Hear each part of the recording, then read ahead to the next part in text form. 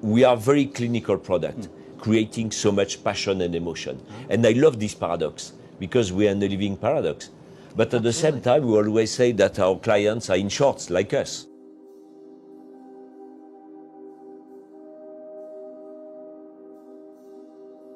There are lots of ways you can have transport, but you choose a McLaren because of the emotional connection, it's fun, you enjoy it. I always say, so in the two different industries, we share a passion for weight. We make by far the lightest cars in our class. We announced a new car now, under 1,200 kilograms, almost unbelievable. Vicard makes the lightest watches in the world, with the most advanced materials. Where we go with the materials is beyond anything people have done before. It's innovative, it's creative, we use new materials to drive better function. But then where they start going into art is where they then get this emotional connection. And neither of us make things just to have as pieces of art that sit in a collection. So Vicard wants people to wear his watches. They do wear his watches. They love wearing their watches. People buy our cars to drive our cars. I feel exactly the same. I hate gimmicks.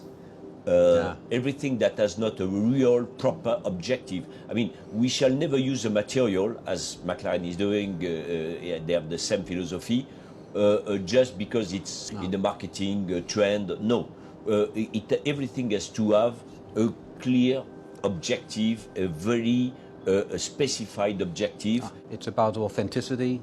Everything is for a reason. And so there's a logic behind it, but that doesn't stop it being emotional. It just means that actually someone's being intellectual about their appreciation of it because it's real.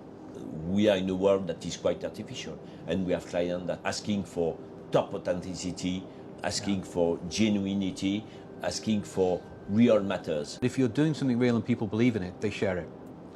And that's how it's grown. It's grown naturally from what we believe in, not from a desire to be achieving this communication or this fame, you know? Here, we go much deeper. Yeah.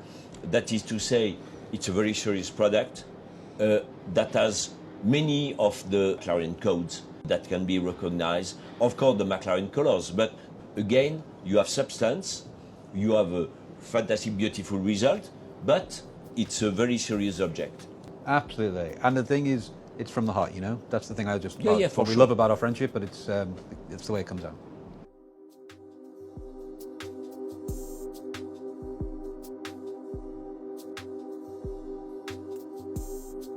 Nature, whilst it doesn't influence everything we do, there's an inherent understanding in how it works. We all grow up surrounded by nature.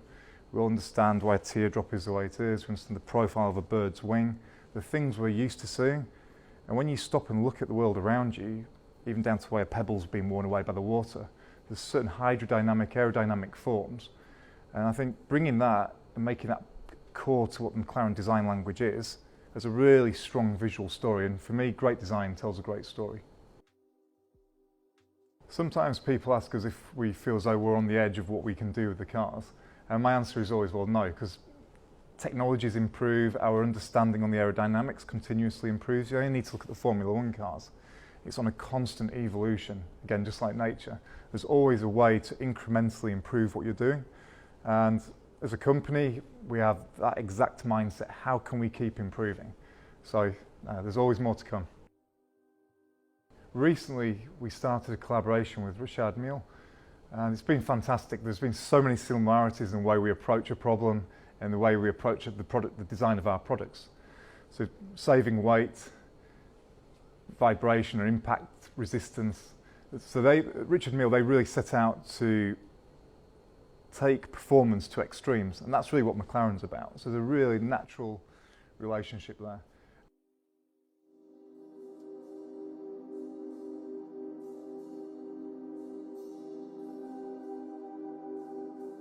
Je trouve que la 720S, dessinée par Rob Melville, a une beauté hypnotique, et je souhaitais que l'on puisse retrouver sur la RM1103 McLaren ces formes à la fois très fluides et très esthétiques.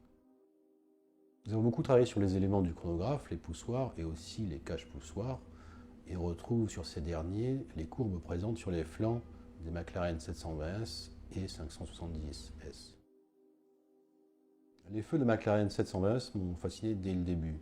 Ils ont une forme inédite qui intègre 12 ouvertures pour canaliser l'air jusqu'au radiateur. Comme beaucoup d'entre nous, j'ai toujours été fasciné par la McLaren F1, dessinée par Gordon Murray et présentée en 1992. Je me souviens d'une photo de Richard en tenue de pilote aux côtés d'une McLaren F1 justement, Et nous en avons parlé, ainsi qu'avec les ingénieurs à l'usine, et on a décidé d'intégrer la forme du capot avant de la McLaren F1 à la boîte de la RM1103.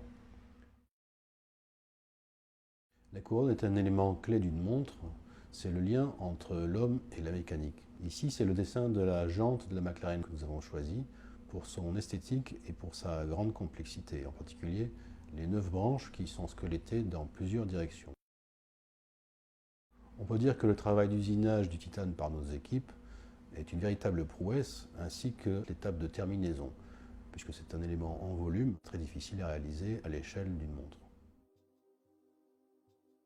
Chez Richard Mille, la courbe du bracelet prolonge celle du fond de la boîte, puisque les montres Richard Mille épousent parfaitement le poignet des personnes qui les portent.